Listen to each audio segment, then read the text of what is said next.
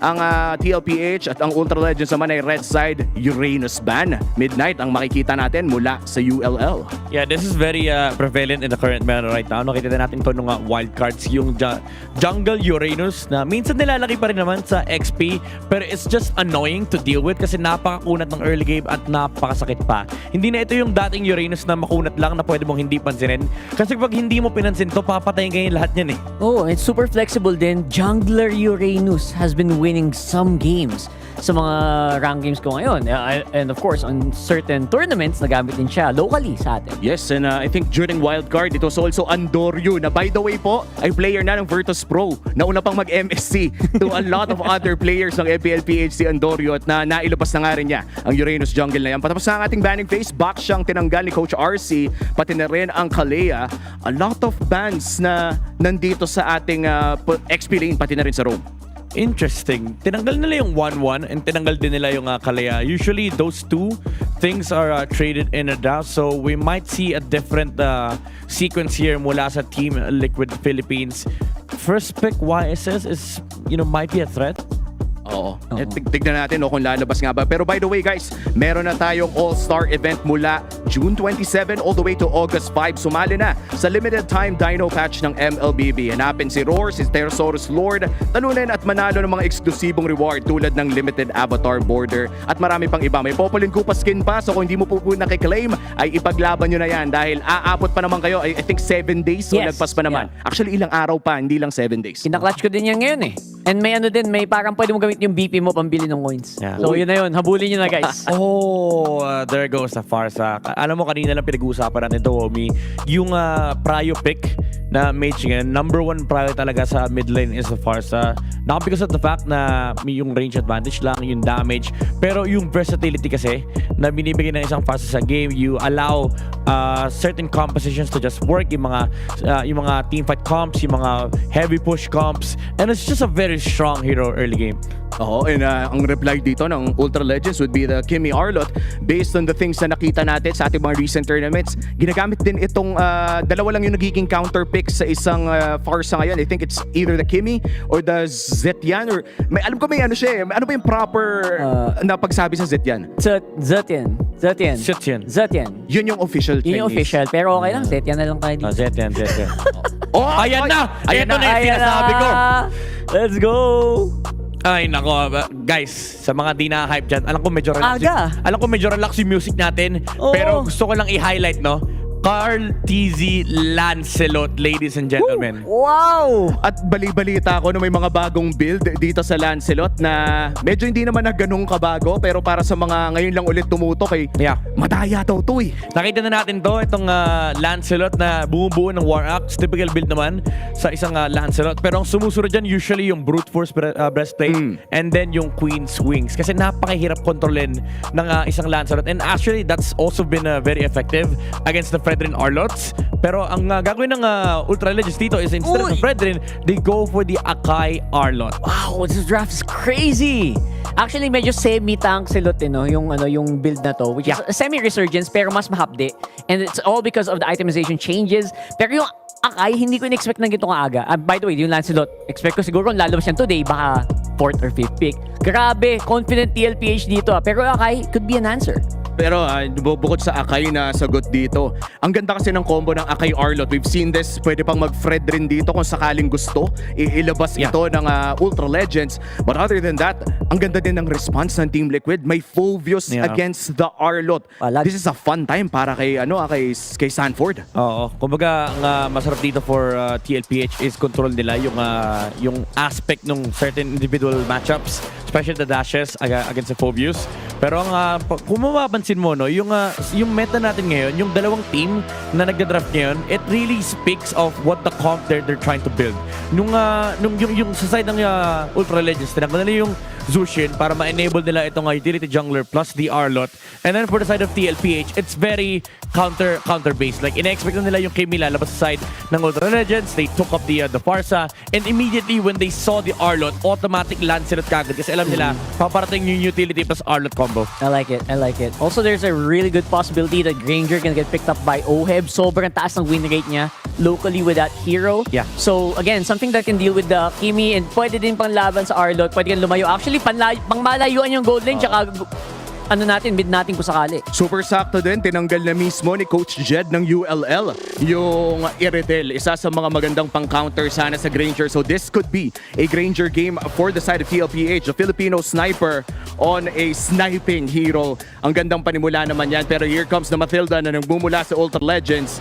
Is the Fredrin still available para dito sa Ultra Legends? I think medyo delikado na kasi ang dami na nilang sustain. Baka kulangan sila sa damage kasi at this point, Kimi pa lang yung main damage dealer nila. So maybe go for a damage dealer last pick dito for Ultra Legends. But for TLPH, ayun yung Granger with the God of Kacha as well on the hands of Daddy JP.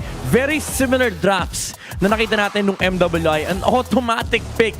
Hindi naghintay. Nandun ka kayo last pick, Zet yan. Okay, wow. So gold lane, Kimi. Go. Alam nila eh. Alam nila mangyayari yun. I think yung Zed yan, nagulat ako. Usually kasi di ba sa meta ngayon, pag may Farsa, boom, lock agad Zed yan. Yeah. Pero hindi nila ginawa yun. They're trying to bait it out. Although I don't think it worked sa scenario na to. TLPH was very ready for this. At alam mo, magsisimula na ang pinakaunang laban natin ng MSC 2025. What a blessing it is na una nating makikita ay TLPH agad ang sasalang para sa pinakaunang laban ng MSC. Sana manalo ang Pilipinas, syempre. Pero hindi natin pwedeng maliitin ang ating makakalaban. Once again, it's TLPH versus Ultra Legends. Pumunta na tayo sa Land of Dawn. Punta na tayo sa ating mga casters. Maraming salamat sa ating mga panel at eto na nga magsisimula na ang kauna-unahang laban para sa ating group stage. Ladies and gentlemen, Ultra Legends versus Team Liquid Philippines. Kaabang-abang ito kasi ito na naman the classic matchup right after nung naging unang patch o yung pinakahuling patch natin, the Zetien. Ano yun? Zetien, yeah. Zetien na lang at saka Farsa no, para sa laban na to. Para madali, Zina lang muna. Pero katulad nga na sinabi natin, isang malaking karangalan para sa pauna nating group stage ngayon sa araw na ito. Philippine Pride, dala ang puso at galing ng mga Pilipino. Makikita natin no more on the dominant side talaga kahit sa istorya. Marami nagsasabi talaga or nag-expect na sila yung magiging mag-aggressive dito. At katulad nga niyan, example. Aray ko, sobrang aggressive naman ni Kuya Carl TC. Grabe naman. Pero ang maganda dito, napa-flicker kagad. Yeah. Itong kanilang mid laner no, from Ultra Legends na si Kuanok. At yun yung gusto mo, di ba? Kapag ka Lancelot ka this early, ipakita mo agad yung prowess na meron ka. Yeah. I-force, katulad nga nun, not only the passive, but of course nga, yung flicker dito para kay Kuanok. And looking at the emblem builds as well, katulad na sinabi natin, it's more some mixture dito na kailangan kasi ng heavy pang-pentry dito for TLPH. Yeah. Meanwhile, for Ultra Legends naman, more on the fast face dito by Pharaoh. Plus, ito yung hina-highlight natin na kailangan din kasi the earlier the better for Akimi. Oo nga eh, no? Kailangan talaga alagaan nila yan. And what a way para alagaan ito, mamaya natin magsabi na kasi si Sanji ay napuruhan kagad. Pero sabi Pwede? nila dito, wag ang tropa ko, pero lang atras lamang siya. Habang si JP nandun yung kanyang thought, hindi lamang tumama yun. JP and the rest of Team Liquid Philippines ay magpe-prepare na ata para sa pasimula ng unang pagong ng laban na lalabas in a few. Pero si Pero at si Ohe medyo tahimik pa. Katulad nga na sinabi natin na for Akimi versus sa Granger, may kanya naman pros and cons yan. Pero bago tayo lumipat, dito na tayo sa ating first turtle na kung saan sumasabay sa macro. Ay naku, tinanong na kagad ni Sanford. At ngayon naman si Carlito sa may bandang likod. Babalik din siya. Heaven's Spin ng gamit. And Throw Boy ay masisecure yung unang pagong ng laban. May ipit ata. Doon sa may bandang ibaba dito si Dark Lord. Pero matibay talaga. Nagamit na rin kagad yung Fury of the Phoenix. Talon muli ito si Sanford. Bumalik pa si Trobo. Sabi niya, sige, round 2 tayo. Habang si Pero naman from bottom ay sumama na rin. Throwboy with a kill. Si Ohe may medyo na late din para mag-contribute ng damage. Pero parang nakaalam mga Ultra Legends doon. Totoo, kasi nakita natin not only on the kills but also yung pagong doon ay malaking bagay for Ultra Legends na gawa nilang i-extend. Pero ito yung bawi. Grabe dito si Sanji with a solo kill onto Dark Lord. Huwag mo talaga ibibigay yung mga ganyang hero para kay Sanji. No? Talaga. Hindi lang malupit yan sa mga assassin, sa mga Selena, sa mga Fusion. Pero ang ganda ng initiation dito ni Sanford no? Sakto dito sa ating STC replay na ito yung inaantay naman ng Ultra Legends na i-exhaust muna yung mga ultimates dito para sa TLPH, and Dark Lord did a great job na kumbaga pasunurin sa kanya para kapag Fury of the Phoenix na, marami ang talagang sabihin natin madadamay dito for TLPH. Oo, tsaka dikit-dikit sila eh. Kapag dikit-dikit kayo, sabay-sabay kayo tatamaan ng Fury of the Phoenix. Actually, meron kayong tag-iisa. Pero kung Tag-iisa. magkakadikit kayo, wala nang space no, para sa'yo na makatakas pa doon sa commitment na gagawin dito Tama. ng Ultra Legends. At ngayon, bottom lane ang kanilang tinatarget. Oo, sinabi pa lang natin yung space. At ngayon yun na create na space para kay Fero ay malaki-laki! Uy, naku, heavy spin nagamit. Si JP ata pupuruhan nila habang Circling Eagle naman nila bitawan. Carlito, pumasok na rin. Windows puncture. Buti na yan, tumama yung stun. Fan of execution ay nagamit din ni Carlito para i-secure lamang yung crab coin na yun. Yeah. Pero sa may bandang taas naman is going to be Phobius and of course sa Arlot. Pero yung final slash ay tumama dun sa minion wave. Oo, ang goal lang ata niya dito ay clear kasi nakakatunog ata siya na may papunta na no? Parang more on the survival na lang muna dito para kay Dark Lord. Pero going back doon, nahihirapan ng TLPH more so kasi may Matilda rin dito, di ba, kay Rice Cream. Pero bago pa natin explain, ayan na naman ang mga ultimates. Bit of the Guardian na gamit. Patay kagad si Rice Cream. 4v pero mag-ilap. Habang si Troboy, ang baba na ng buhay. JP atras. Final slash! At naabutan si Oheb. Isa sa mga main na damage dealer dito from Team Liquid Philippines. Habang si Sanford ngayon, ihahatakin. Papunta sa kanilang puder itong Pagong. Alis muna si Troboy. Nakuha na ni Carlito yung kanyang purple and orange. At bibitawan na muna nila itong paghawak sa Pagong. For Liquid, hindi pa masyado solid yung foundation sa early facing kasi nga kung papansinin natin, ang daming pan-disrupt, ang daming pang-atras dito ng Ultra Legends. Starting with the Akai pick nga ni Troboy. Ito yung binibridge namin from MWI na alam namin papasok sa meta rin ng MSC kasi ang dami niyang pwedeng kontrahin. But on the other hand, Cartesia on the Dark Lord, naka-flicker na. Ayaw sumuko ni Carlito dito habang tinondos lang, nakakuha ng kill. Ang bababa na namubuhay ng mga miyembro dito ng Ultra Legends. Nagamit na rin yung Fear of the Phoenix pero si Sanford ay tumamba na sa may madalikuran heavy spin. Pero hindi makatulong ang mga miyembro ng Ultra Legends habang si Throwaway nakakuha ng kill. Mamamaalam din ata doon sa naging proseso na yon. JP, hindi tumama yung kanyang ton pero si Fero ata magiging pundi rin ng Team Liquid. Ang ganda ng pag-show ng kanilang kupunan pero sabi ni Hon, sige nga, isa pa nga tayo. Sige Kaya nga. lang ayaw ng lumaban ng Ultra Legends at ibibigay na nila yung Pagong. Ito yung magandang call naman for TLPH. Kung kanina medyo struggling sila sa pag-dance ng turtle, why not force out na i-deny or paatrasin sila? Ang ganda ng Lalong hihirap para sa Ultra Legends sa magiging tagpo na to. Kasi sa ngayon pa lang, looking at the SNB goal difference, kung kanina struggling ang TLPH, ngayon nagkaroon sila ng established lead. Kasi nga continuous na yung ginagawa nila dito na pagdalaw, try of the gangs here onto Ultra Legends. Ngayon, babalikan din natin yung facing ni Sanji. Grabe rin kasi yung tapang niya. Mostly nasa likod ng mga mid laners. Pero dahil alam niya nga doon sa may kabilang banda, iniiwas yung mga incoming danger sa kanya. Kaya malaya niyang gawin yung ganon klaseng mga pang-micro. Looking at the clock right now, it's 6 minutes into the game. 2K gold lead. Things are quite looking good right now for TLPH. Oo, ang ganda talaga nito para sa Team Liquid, no? And ang maganda kasi, hinahawakan nila ng maigi yung kanilang lead na nakuha dito. Na ngayon, masasabi ko na power spike na ata itong si Oheb. Oo. Kasi dalawa lang naman ang item niyan eh. Hunter Strike tapos Sky Piercer. Goods na goods ka na eh. Pero ngayon, magiging next ata. Na-stock ng Sky Piercer dito Ayan si Sky Scream or Rice Cream rather. Pero hindi siya matatamaan ng mga bala mula kay Oheb. Na-highlight niya natin Sky Piercer. Ang kailangan lang gawin ni Oheb ay lagyan ng numbers to. Yeah. Kargahan ng gas. Tama. Kargahan ng diesel. Kasi sa ngayon, nagiinit na ang Team Liquid. Pero medyo maagang traction pulse yun. Ang ganda ng pagkakaito ni Carl Izen Sanford. Katulad yung sinabi na, ang ganda na siya muna yung kakatok. Siya muna yung sisilip. And as long as si Daddy JP dito ay nag-aabang lamang para sa kanyang ultimate, eh, mas maganda yung shuffle. Ay, ayan na yung Feathered Ursa pero kinancel kagad yung Fear of the Phoenix. Habang si Trovo may ipit. Heavy spin na force kagad pero wala siyang may pin down.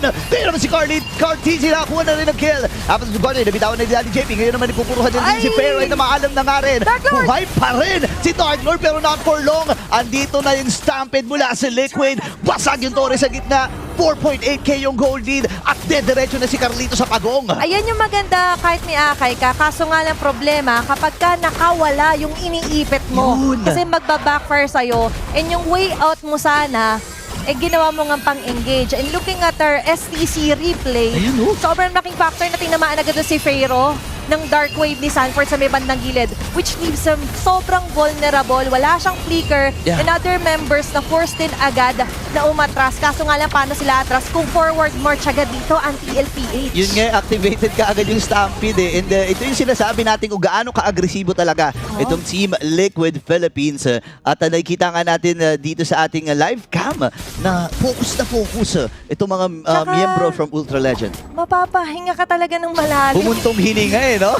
Ganun talaga yung reaction mo eh. Kasi saan ka pa pupunta? Kasi kahit sa baba, pinupuntahan, dinadayo sila dito all the way to Riyadh, Saudi Arabia ng TLPH. Iba talaga ang TLPH, no? Actually, nakikita nga rin natin na hindi na rin nila pinapahakbang doon sa mga kalupaan dito ng Ultra Legends. Yung mismong mga players, tinatambayan na nila at kailangan na magsama-sama ng Ultra Legends dito kasi kailangan hindi ma-pick up itong Ayan mga na. vital heroes sila. Kaya nagamit na rin yung Fear of the Phoenix. Makakatama ng Dan Gabe, parang hindi. Nakuha na ng kill din si Pharaoh. Ngayon, sa Earthside from Sanji, dalawa tinamaan. Ang baba na ng buhay ng Pharaoh. Carlisi! Nakakuha na rin! Si Carlito pumipirma na! Ito yung pirma ni Carlito eh. Panoorin nyo yung Burmese Ghost versus versus Brady Sports. So, sabi niya, oh hep, sige. Kuha tayo ng dalawa. Isa na lang ang natitira. Grabe ang Team Liquid! Ayan na naman yung baby cakes. So, kung nalilimutan nyo na yung mga dati naming highlights, gagawa ka Ayan mo ng na. panibagong siglo, panibagong chapter dito sa MC. Ganun siya kagigil.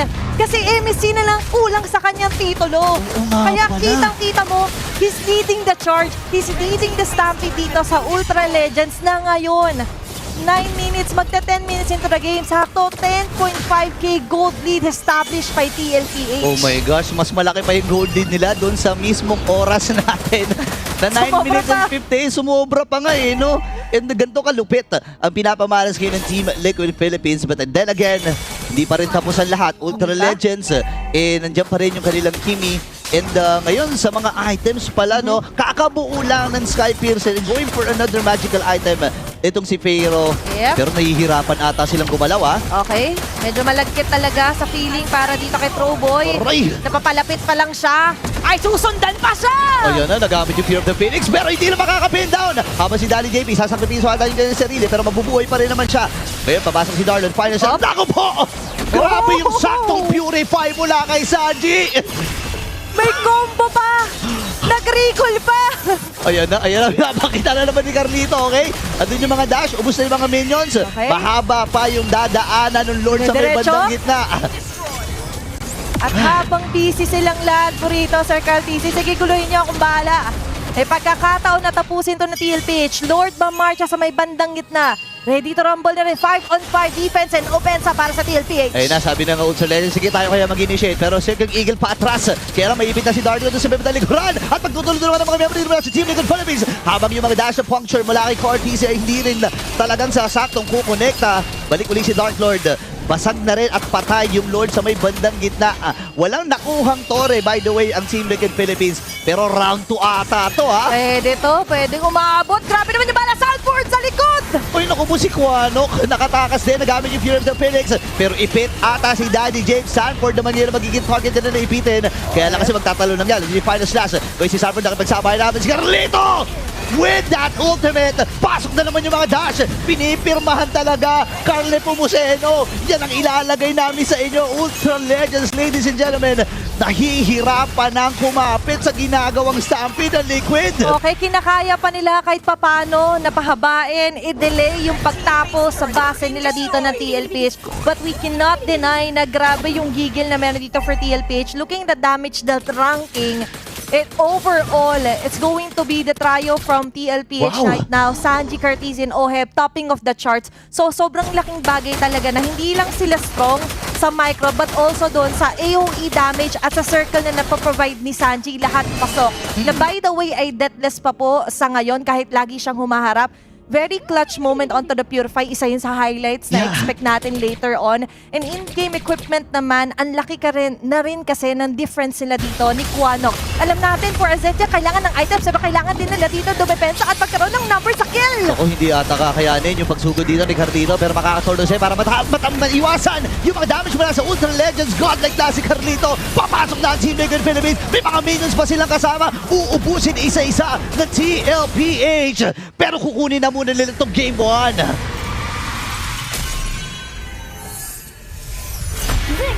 Isang malinis na laban para sa